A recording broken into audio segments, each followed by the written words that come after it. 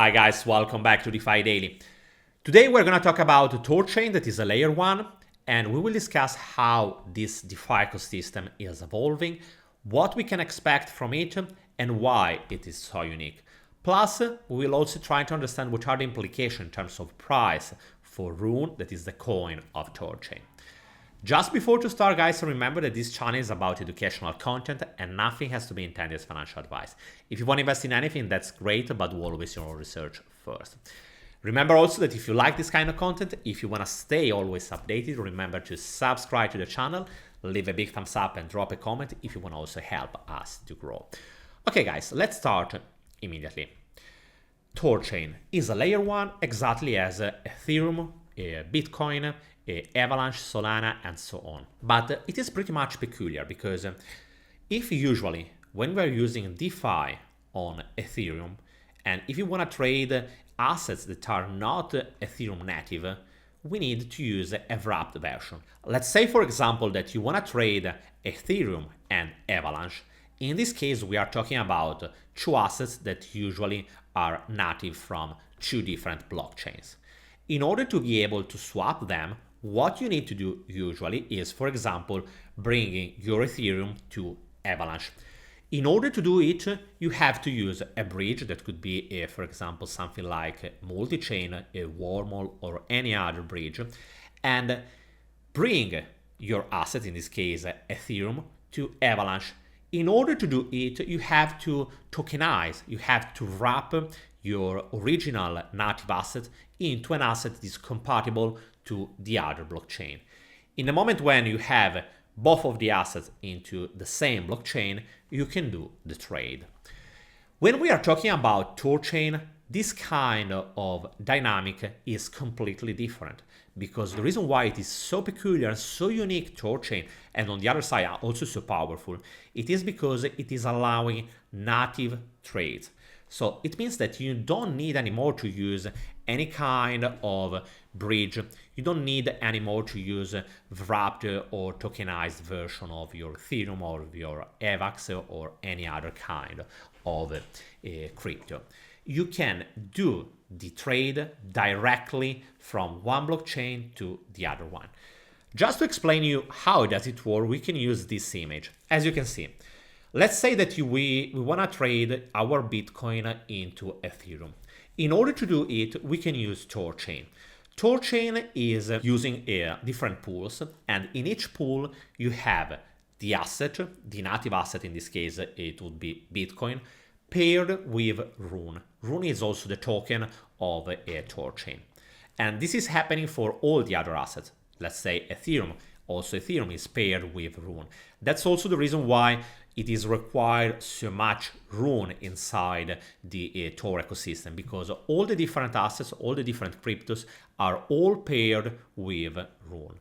And remember, the amount in each pool is 50% of one asset, in this case Rune, and the other 50% of the other asset that could be into the first example that we are seeing, Bitcoin.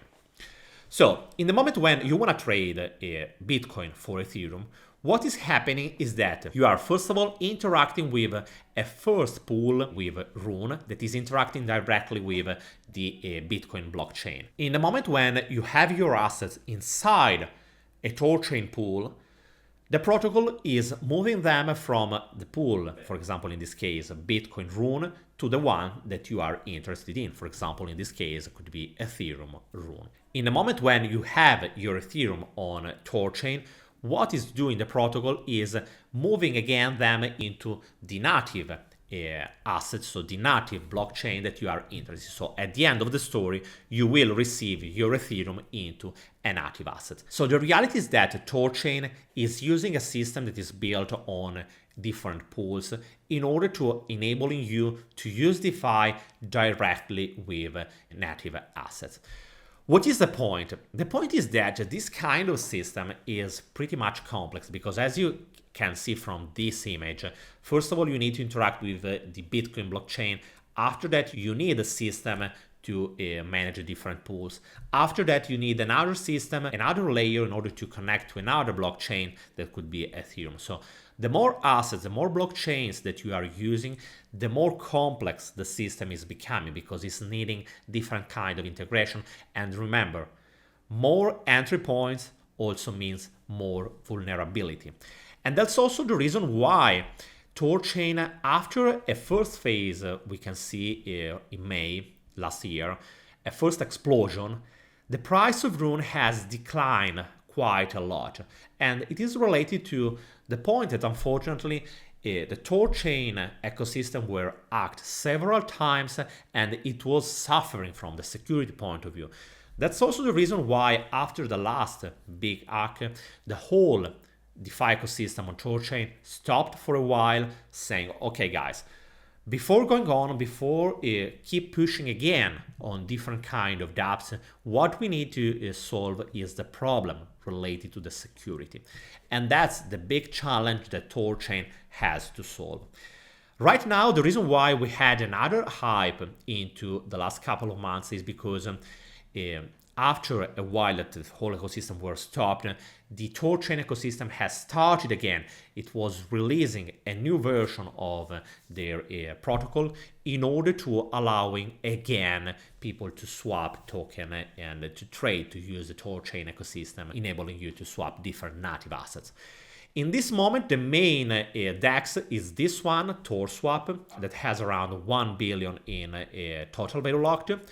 And as you can see, is allowing you to send a certain kind of native asset. Here you can find the assets that are supported to the other asset that you are interested in. Another thing that is quite interesting on Thorchain is that it's true that in order to provide liquidity and take advantage from all of these swaps that obviously are paying fees to the people that are providing liquidity, what is really nice is that contrary to what we are used to have on other blockchains, on other ecosystems, here you don't have a real impermanent loss. Because remember that the system is repaying you if you are keeping your liquidity for at least 100 days. Because how does it work? Let's say that you are keeping your liquidity just for 10 days.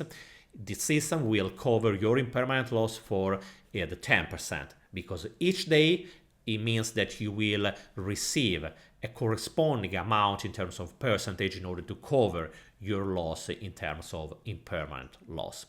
After 100 days, you are fully covered when we are talking about impermanent loss for the liquidity that you have provided to the system. So this is also another feature that is offered by Thorchain that is quite interesting. The reason why Thorchain could be a really powerful and really game changer for the whole DeFi ecosystem is because creating a DeFi ecosystem that is enabling us to use directly native asset and having like an infrastructure that is enabling the different blockchains to communicate between each other, it is something that is crucial for the whole DeFi ecosystem. Because as we have said many times, that's true that many ecosystems are growing a lot. We have been talking about Terra, Ethereum, Solana. The point is that what we should solve is that no blockchain should be an island. All the blockchains, in order to generate the maximum value, should be able to interact between each other. And one of the best ways in order to do it is using directly native assets and not having to wrap them, to use bridges, and to use this kind of tools that are enabling and are trying to solve the same problem. Always related to this kind of problem, there is also Layer Zero, that is another protocol that is trying to solve the same point. It is an infrastructure that aims to give us the possibility to interact directly with the different blockchains. The difference is that if on Thorchain we are using a pool system, on Layer Zero we are using like a messaging protocol, a communication system like a TCP/IP on internet that is enabling us to convert different assets. Let me know if you want to know more about Layer Zero, because we can do also an overview directly and focused on this ecosystem. Going back to Thorchain. So what we can say about Thorchain is that the problem that they are trying to solve is a crucial point for the whole DeFi ecosystem.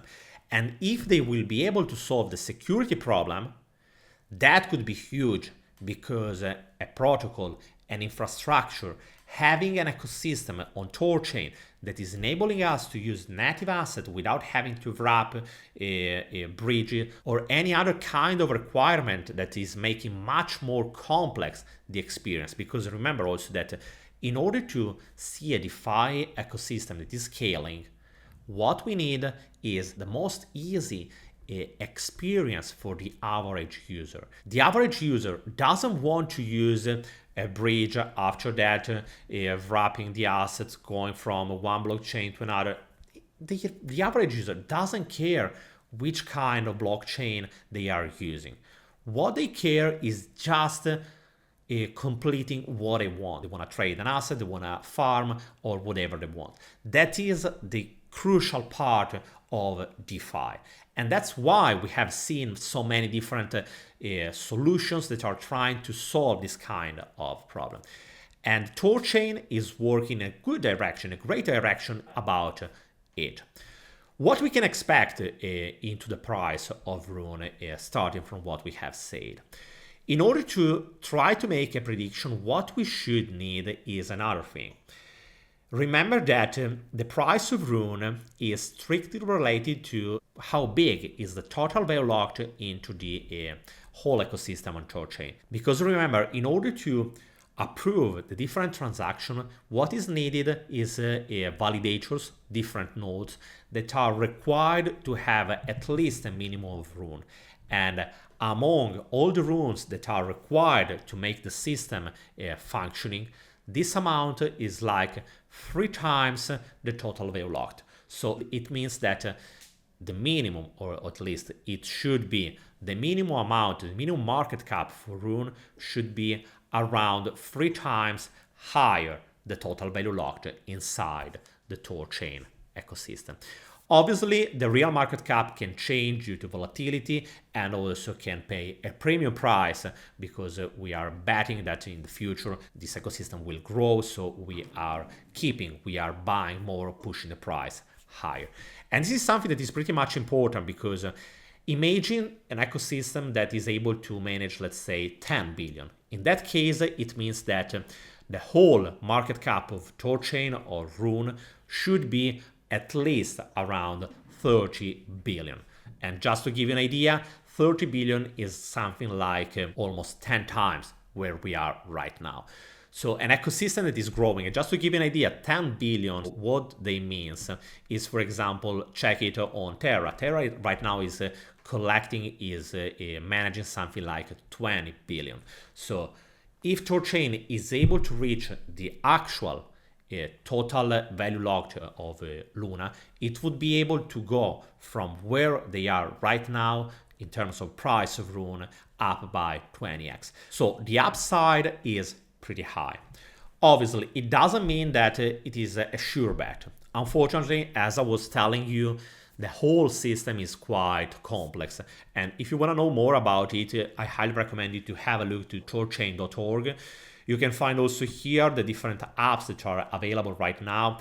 As you can see, there are not so many of them. You can check arbitrage, there is just once. After that, DAOs, as you can see, here are 2 of them. Liquidity provider tools, there are only a few of them. And also insurance. This is pretty much interesting because Nexus Mutual is coming on a Thorchain. The point is that it is quite expensive right now, but having an insurance, an active insurance specifically, that they are also working on it, like Ozone, just to give an idea, to give a comparison between a Thorchain and a Terra Luna ecosystem. Having this kind of insurance is something that is pretty important because imagine all the risks that are connected to this kind of infrastructure. If we have a certain kind of insurance that is protecting us from all the different risks, that would be a trigger that would enabling the whole ecosystem to grow a lot. In any case, my personal opinion is that Thorchain is really promising ecosystem.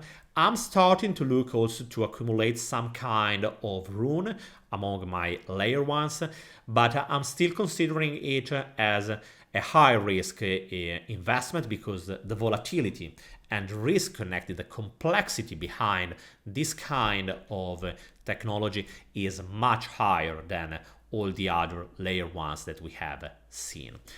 What I would like also to see from Thorchain is much more dApps that I hope into the next future will come, because right now mostly we have just a Tor swap and nothing else. Even if it is a decent protocol that is growing, as you can see here, the liquidity has been growing a lot in the last month and so on. But in order to see literally an explosion into the whole DeFi ecosystem and also into the price of Rune, what we need is more dApps and more use cases for the whole ecosystem. Guys, let me know what you think about Thorchain. Let me know if you knew all the different stuff that we have been discussing together. Let me know if you have any kind of question. I will be more than happy to answer to your doubts. And remember, leave a big thumbs up and drop a comment if you want to also help me. And if you are new to the channel, remember to subscribe to the channel. And after that, I will see you tomorrow with another video. Bye, guys.